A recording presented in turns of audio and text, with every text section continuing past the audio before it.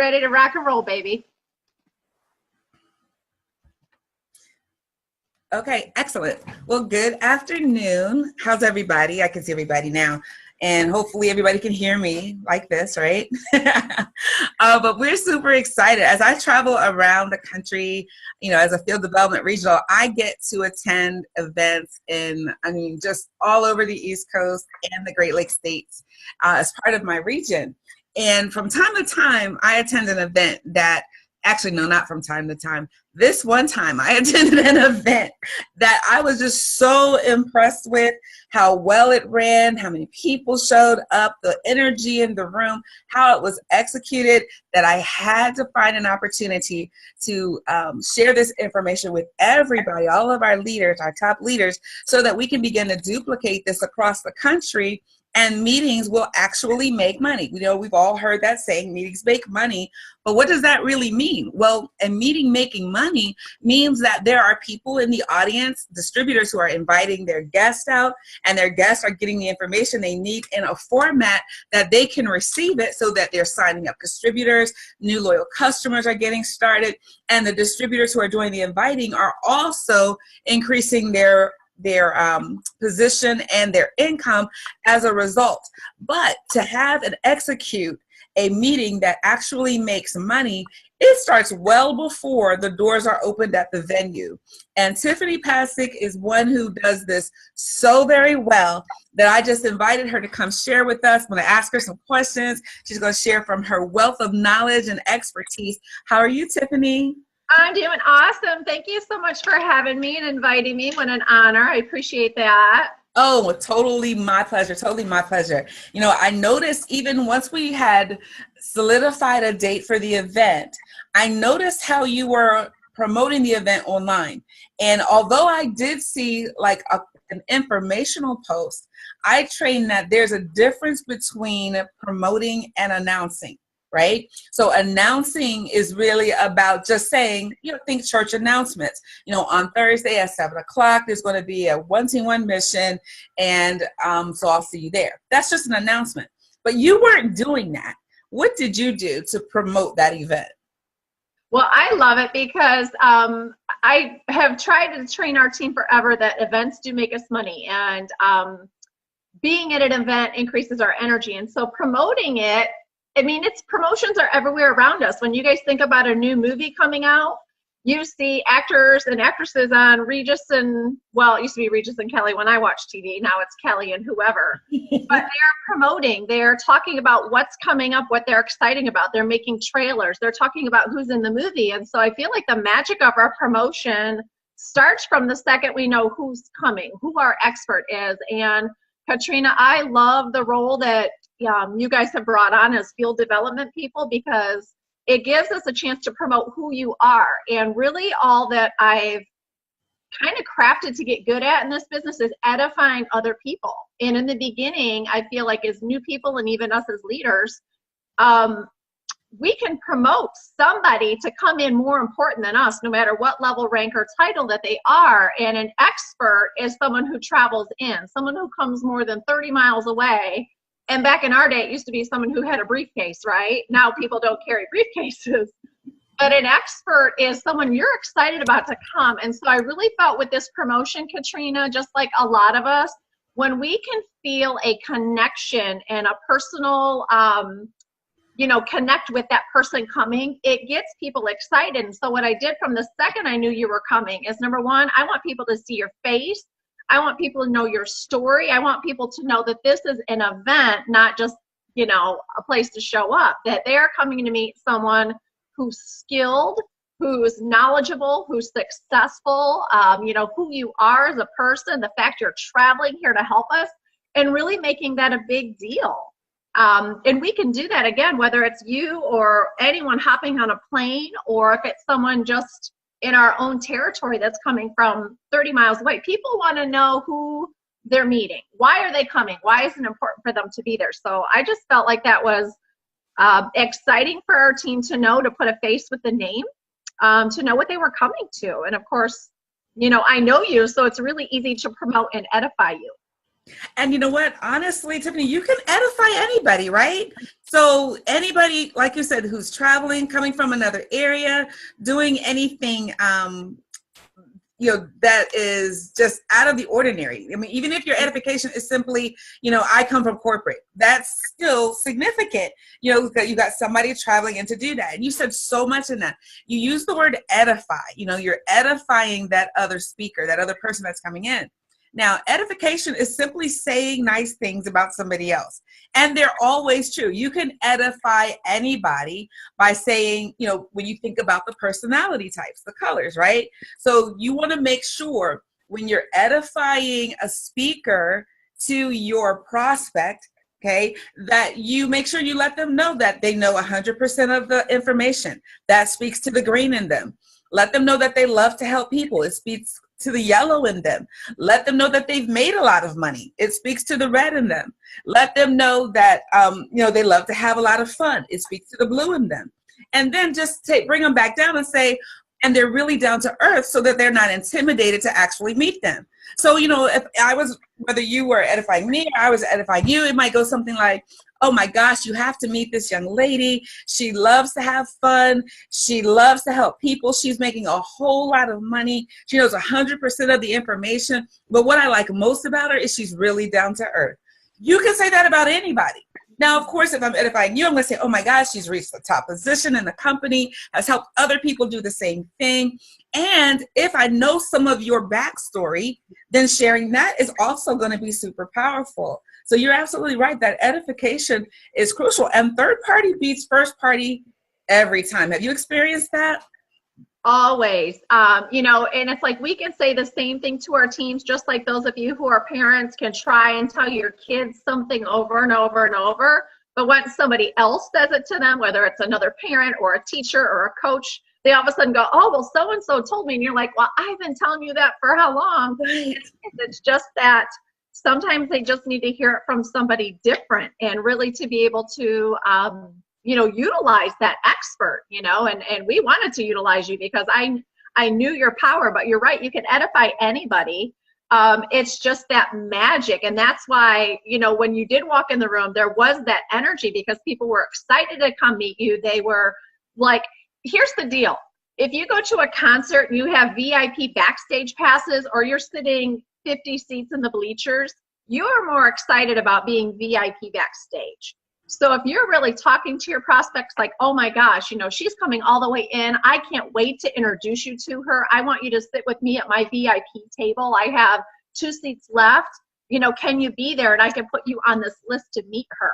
Then it sounds like a big deal versus like, hey, we're having a one team, one mission. They don't even know what that means. They don't know the verbiage that we have. We're having a, if anything, I'd say we're having a meet and a greet and you're going to learn about the business and the products. But when you say, oh, I want you to come to a one team, they're like, what is a one team? Like, so I've just always had the best success promoting people. Like, oh my gosh, you've got to meet this person. And really putting the emphasis on that person because the person is going to flip it and really show them what you want them to hear. The products, the business, the opportunity. But we got to get them through the door feeling excited to meet that person. And then the rest unfolds. Yes. And how does your invitation change then, or that process, if it's a live wrap party? Like Facebook Live? Like in home or like we did with a one team? No, like for instance, if someone is doing a live wrap party, say on their Facebook page, and I know because, we do them on Wednesdays as FDRs, and I've kind of seen some of the verbiage that people have used to invite people to come and plug into the live wrap party, and it's not very good. So can you kind of give us an idea or a script? What do you say when you want someone to come online and watch that live wrap party? Well, here's the thing that I do know too is people show up when they're excited and interested. And if they're not, they're just not going to show up. So, this business is a lot like fishing. If you throw a fish, a bait out to the water and you get nothing, the fish might not be hungry. It might be overfished that day. You're just not fishing in the right area. But if you throw that line out and there's a nibble, they're interested. So, you're talking to prospects about the products and losing weight and getting healthier, or you're talking to them about making extra money. And would you be interested in making, having a side hustle to make some money? And if they're saying yes and they're nibbling, they're interested. So that's the perfect chance for you to say, oh my gosh, I know we've talked about you making some money with a side hustle. On Wednesday night, I have the perfect chance for you to learn more. You're going to log into a live event and you're going to hear all the details from one of our top people, whether it's Aspen, Katrina, Cammie, whoever's doing it, and just say they're going to give you all the right information. They're going to knock your socks off with what they're going to share on how simple this business is and how you can really make that money we talked about you making. So we really just cater it to what's in it for them. And, you know, you've probably heard that that's, people's favorite radio station too is the, the WIFM, what's in it for me. So we got to talk about what's in it for them to show up, whether it's learning from Katrina or whatever FDR is doing a wrap party to go, oh my gosh, you're going to show up there Wednesday and you're going to find out how amazing this is. You're going to find out how you can have that extra money. You're going to find out how these products can help you. And you're going to hear it from one of the best people in our company by showing up. And you did something else when you gave that invitation earlier when you were saying, that I only have 2 seats left at my VIP table. That fear of loss is so powerful because people are wondering, well, wait a minute, I don't want to miss out on anything. What do you mean you only have 2 seats left? Okay, wait, no, I want one of those seats and I need to come see what's going on just to, to satisfy my own curiosity. People are nosy, right? So you have to pique their interest in what it is that you want them to see. And the whole process, the recruiting process, is about piquing interest, exposing them a little, exposing them a bit more and more and more and more. And in our industry, it takes an average of 4 to 6 of those exposures to get people excited and involved. So rather than waiting, knowing, okay, there's a 1 team, 1 mission in 2 weeks, no, you invite them to take a look at your website. Then you invite them to try the product. Then you invite them to coffee with you. So by the time they get to the 1 team, 1 mission, they're so blown away, they sign on the spot. And you guys, did an amazing job. I know that there were many, many people. You had a lot of guests in the room. So did you teach your team to invite guests out? Like you did? The philosophy, and you probably heard it too, is we recruit people to invite more people. We don't invite them to get recruited. So, like you said, if it's 2 weeks away, I'm not going to wait 2 weeks to get them to that 1 team, 1 mission. I'm going to invite them something prior so that they can invite to recruit people. Yeah. Because their temperature is going to be hot. A lot of times, our prospects don't know what they don't know.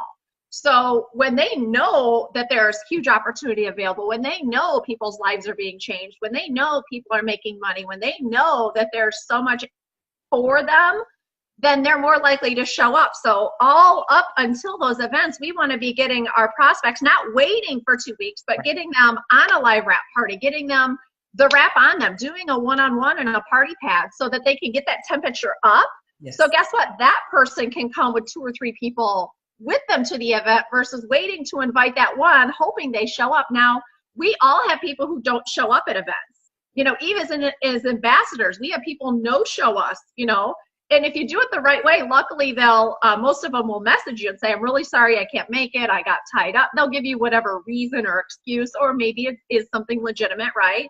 But at least they respect that process enough. So when I had 5 of the people that decided they couldn't come that night for Katrina, I had built her up so much in the event to a certain degree that, one had a funeral, one worked late, one got called, whatever. We want them through the door, but they just weren't ready yet, and you have to accept that. But if we're building up to those events, I know for a fact if they had seen something more even before then, which some of them I did work to get that done, they're more likely to show up because they know what they're showing up for. And a lot of times, I don't know if you feel this, Katrina, but that fear of the unknown, like they just don't know. Right. They don't know what they don't know. They don't know why they should be excited or be there. They just. Right. And some people don't know to the point and they're uncomfortable. So for those people, and if you're building this relationship with them, which ultimately cultivates or ends up with them coming to an event, then that maybe they're just uncomfortable being in the environment without you. So why not pick them up? Why not meet them at the Starbucks around the corner? So I tell people, when you invite a guest, don't ever tell them where to come in terms of the event. Give them a gas station or a restaurant to meet you at, because that way, if they're not going to show, they will call you and let you know, because they don't want you standing at that gas station or restaurant waiting for them. Whereas if they know you're already at the event, then maybe, you know, they're like, well, she's going to be there anyway. So it doesn't matter if I don't call. So you kind of have to build these things into your conversation so that you can actually make sure people show up. So you want to tell them, you know, the story, edify the person that's going to be speaking or someone else that's going to be at the event. It doesn't even have to be the speaker, but let them know you can introduce them. You can actually meet them. You know, if it's a nurse, even if Ashley right now is not going to be there, you still want to tell her story, right? And say, oh my gosh, this is what she used to do and this is what she's doing now, making tons of income. You know, if it's someone who used to be a basketball coach, of course you're going to tell them Cammie's story. This is one of the, you know, part of your exposure process so that you can ultimately get them to show up. So on the day of the event, like everything ran so smoothly like clockwork. You had sample tables there. Now I hadn't seen that before. Can you kind of tell us about that part of your preparation? Yes, and you want it to be an experience, you know, it's like, again, we're thinking of what's in it for everybody showing up. Some people just wanted to come taste the keto coffee, you know.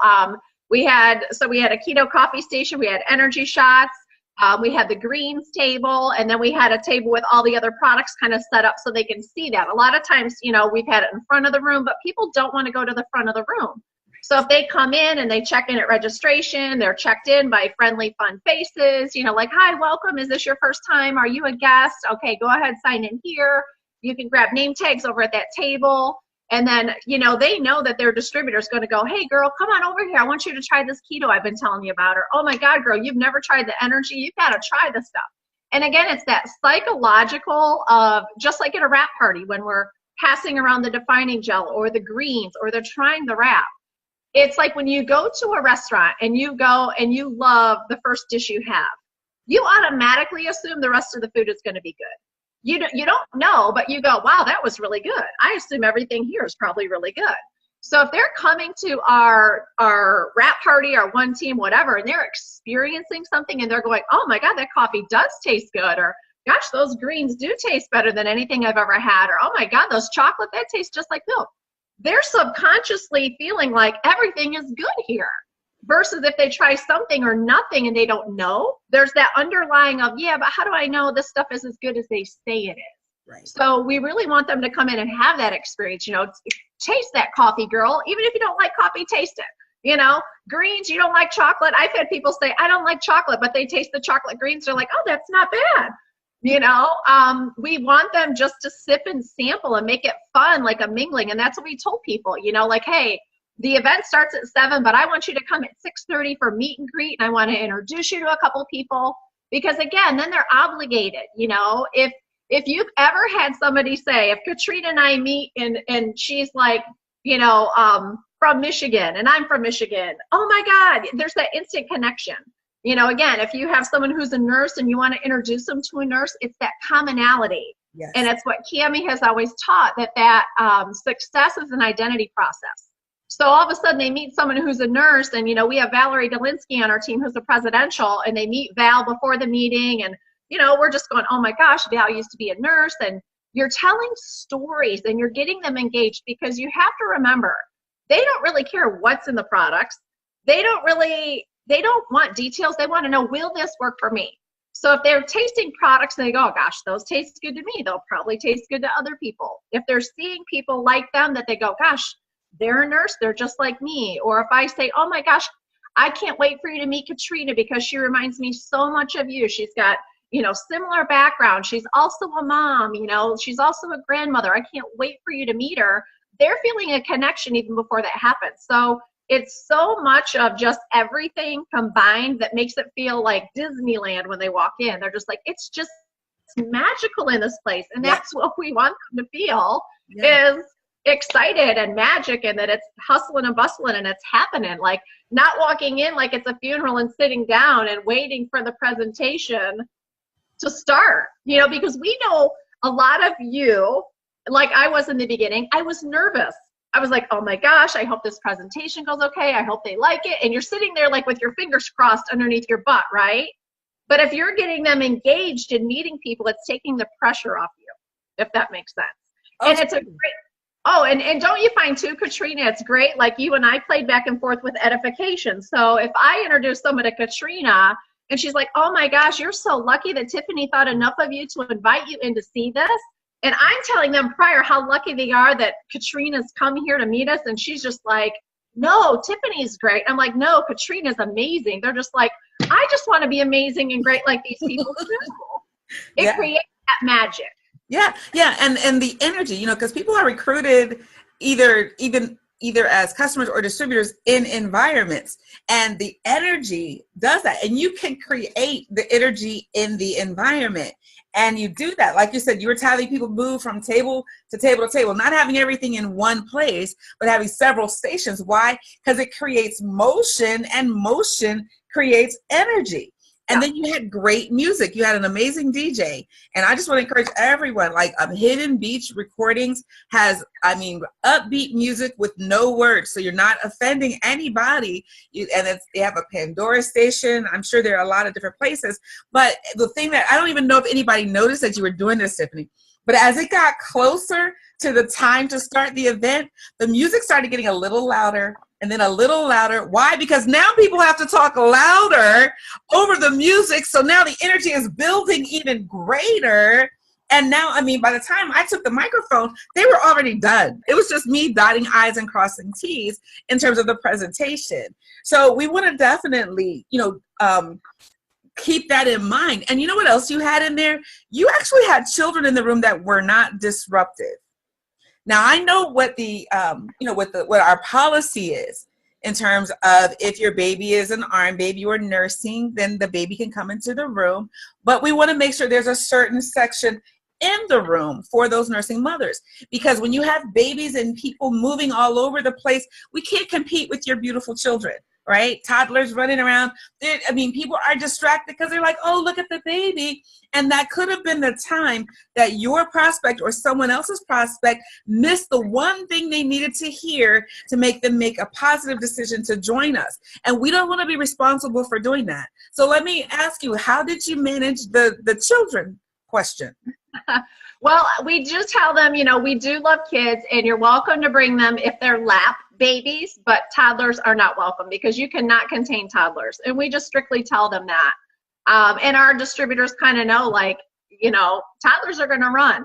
You know, if they're a nursing baby, and I just make sure people know, like, if it fusses, please take it out right away, because if it's crying and making noise, it's going to distract people, and we don't want that. Because you're right, that could be the one time that that baby starts crying and you're saying the most important thing and they're distracted by this crying baby, and it is distracting. So, you know, we just let them know. I mean, if you can get a sitter, obviously that's ideal, but if you're a nursing mama, if that baby makes noise, please just respect everybody and take it out of the room and, you know, bring her back in, or her, when it's, you know, kind of chill. But if it's disruptive, then it's, you know. Which means the baby shouldn't be on the front row, right? But what about us?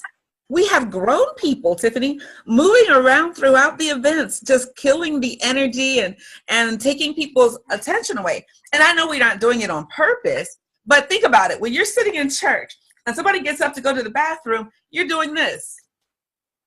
I wonder where they're going. Why are they leaving and I'm staying here, right? So the same thing is happening in our events, where we're getting people distracted and they're missing information that they need to make a decision. So we tell people, you know, in the beginning, hey, you know, we're going to ask that, as a distributor bringing a guest, hey, this is the restroom. You want to use it before we get started.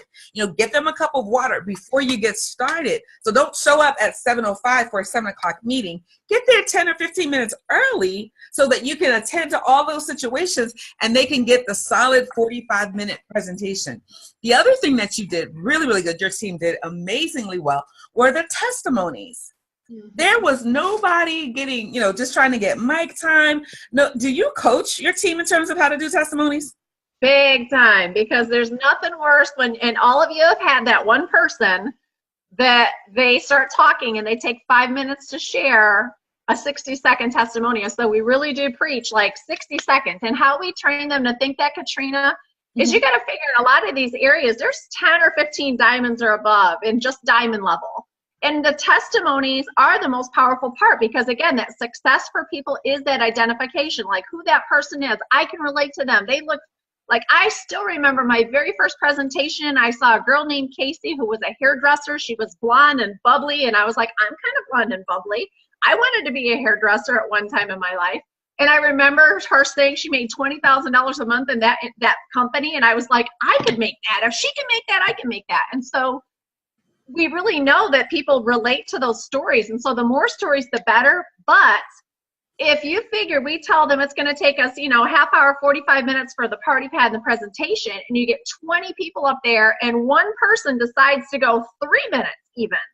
20 people, if they decide, well, she took 3 minutes, I can take 3 minutes.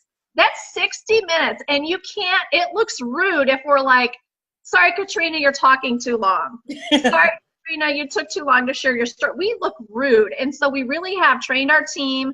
The shorter, the better, because you all have that one run-on story that they're like, and when I was 18, my mom did not put milk in my Cheerios, and I swear that's why I wasn't the fastest kid in class.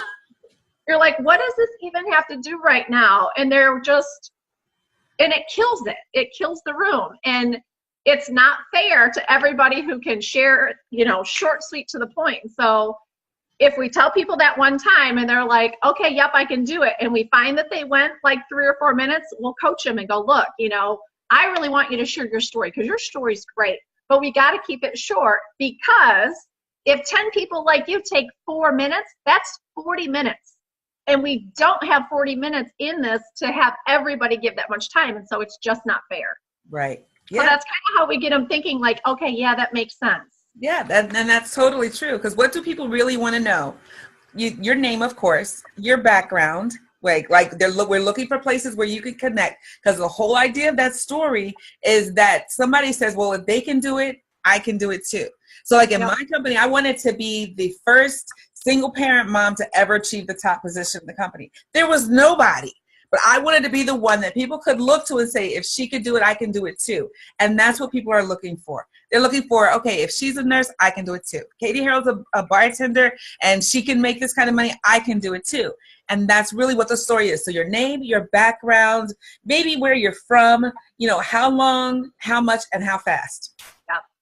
And then maybe because of it works, one statement. So whatever the person who's holding the mic, because if you're not an ambassador, you're not holding your own mic, is asking for just that. Just like I will start with diamonds and just say your name, your background, and your because of it works. I might add something else when I get to doubles, something more when I get to triples, but you have to respect that because it doesn't make us look kind of out of place. Kind of makes the person who's trying to take over look, out of place. It's not the opportunity for mic time. It's really about the meeting, the entire environment, all of the energy, all of the stories is about adding distributors and customers to your business and to your fellow distributors' businesses. So we want, if you bring a guest, you should be comfortable. Can you imagine? I bring a guest to an event, it's a doctor, and the person next to them is nursing their baby. Like I'm fine with it. The person's fine with it, but that doctor, that male doctor, may not be comfortable with you whipping out your breast and nursing. So we have to consider the events. The 1 Team 1 missions are for the guests. So we have to treat them like guests. When my mom always told me, when somebody comes to your home, you make them comfortable. You introduce them to everybody, that's close to them so that they feel connected somehow. You don't abandon them. And then if you see someone who has a guest, or like I'm real good for if somebody comes in and they don't have anybody with them, just going up to talk to them. Because sometimes the guest will show up before the distributor. You still want to sow that seed and make that guest comfortable. So meetings really, really should make money for us. Now, what about post-event? So once the event is over, the testimonies are told, what are you training and coaching your team to do then? Just really turn into their guests and saying, so are you ready to sign as a distributor and make money, or do you just want to be a customer and use the products? Like really just making that ask if their person hasn't said, and just because that's really what it is. Like they preface the party pad so that it kind of does the asking for you, but we still have to go, hey, are you ready to let's do this? Right. And have your paperwork, be ready. Yes. Have that loyal customer order form, have that distributor order form. Go, I got one of each. Which one do you want? Yep. Which one you picking? And however you talk to your people, that is the hardest part, but we really do try and set it up, tee it up for you. Okay, so the choice is yours now. Here's the customer side, here's the distributor, which works best for you. Yeah. And literally at the end of the event, I'll say, now it's your turn. Let the person know who invited you out, whether you're going to be a loyal customer and this is your benefit, or if you're going to be a distributor and these are your benefits. A and B, those are your only two options. So there is power in that closing statement. You know, which one? Which do you choose? So whether you're closing for someone to sign up, you're closing for someone to come to the event, you might say, you know, the event is going to start at 7. This is where you're going to have opportunity to meet Miss Passick, who's incredibly successful. Do you prefer to drive or do you want me to pick you up? Because now it's not asking them, are you coming? Are you going to show up? I mean, I don't know. I mean, really, are you going to come? No, we don't do that. It's which do you prefer? I can pick you up or you can drive yourself, which works best for you. So that you've always giving an option, always giving an option. I got to get you this information. Do you want to read it or should we sit down and I can share it with you? It's very easy because people want to be led. Think about it. 97% of people are followers. 97% are followers. So if you just tell them where to go, they're going to do what you told them to do because they're going to follow you to the ends of the earth. But you have to man up and man up, woman up, right? And tell them what to do next. So what else, Tiffany, before, as we wrap up, what other ideas or clues or things, coaching do you do to make sure your events, and I just are amazing because that was just, it was so refreshing and amazing. Well, thank you. I think just knowing that the only thing that we control is how many people we invite. Like really, like we can't control who shows up. We can't control once they're there if they see it as far as becoming a customer or distributor. We can't control that even if they become a distributor, if they start duplicating our efforts. You know, we can't control if they go to training. We can only control how many people we ask. And so over inviting, and I think just really getting real specific, like, okay, who do I want in that seat? Who have I been talking to? And making that list. Like, you know how we have a hundreds list? Well, I have an event list. And I'm like, who is going on my hot prospect list that I want to show up there? And really just building, number one, mark your calendar. Make sure you can keep that 8 open. And if we can get together for coffee before that, all the better. So I think just knowing that's the only thing that we have control of in this business is how many people that we talk to and ask to look at our opportunity, look at our business. And I mean, just keeping it fun. I mean, a lot of times we can get so serious, you know, like I love, you know, and in the beginning it's hard when we don't have a team yet and we don't have like anybody in our business yet. It's really easy to be mindful of who didn't make it. So I always have like my checklist. Okay, they're confirmed, check. They're coming, check. Oh, they already told me, like, I forgot I can't. Well, I cross them off the list for that night. So having your list, checking it twice. But then also, it's really nice if you focus on who's there versus who's not. Yes. And I see people sometimes just get really kind of like in a funk, like, man, I really wanted my prospect to be there. And I remember going home from, you know, meetings in the past, like so excited that one of the top people was coming and 5 or 10 people told me they were going to be there. And I remember going home, like needing them to be there because my financial future depended on it in those companies, you know? And I remember going home just being so heartbroken, devastated. And you just have to realize if they don't make it through the doors, then there's going to be another time that they will make it through the doors.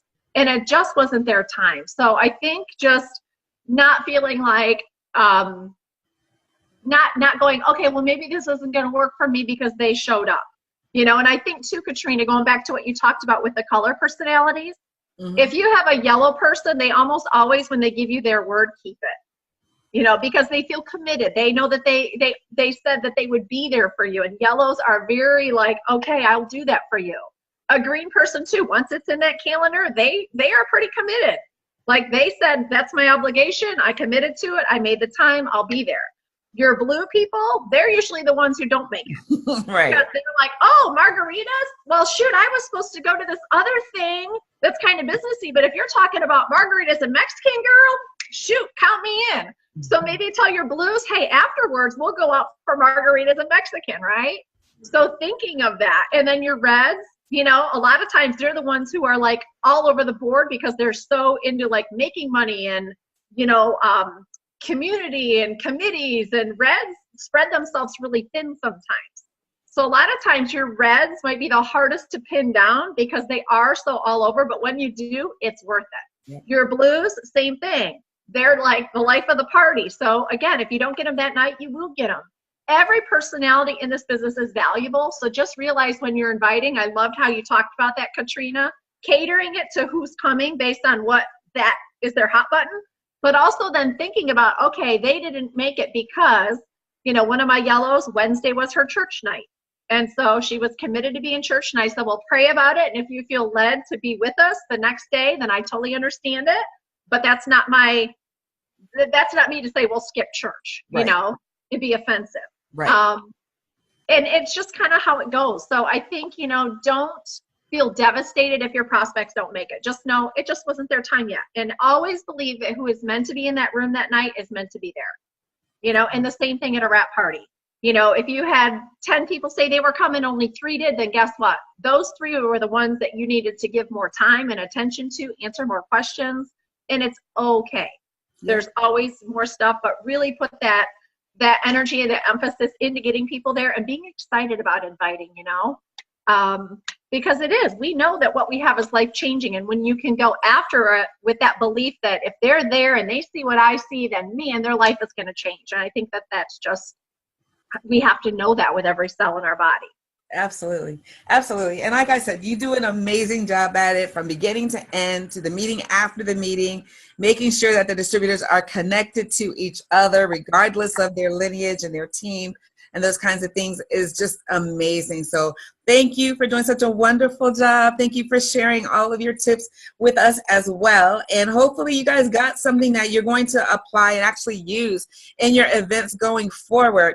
And if we could just get this happening just coast to coast and around the country, we would be wrapping the map truly at cataclysmic proportions, like big, big levels, a whole nother level of doing business and getting people involved. So thank you again, Tiffany, so much. I appreciate you. Thank you so much. I appreciate you and love you and just love what you guys are doing for all of us, and can't wait to wrap the map global and wherever we're going, let's do it. Absolutely. Thank you. Love you. Bye. Love you guys.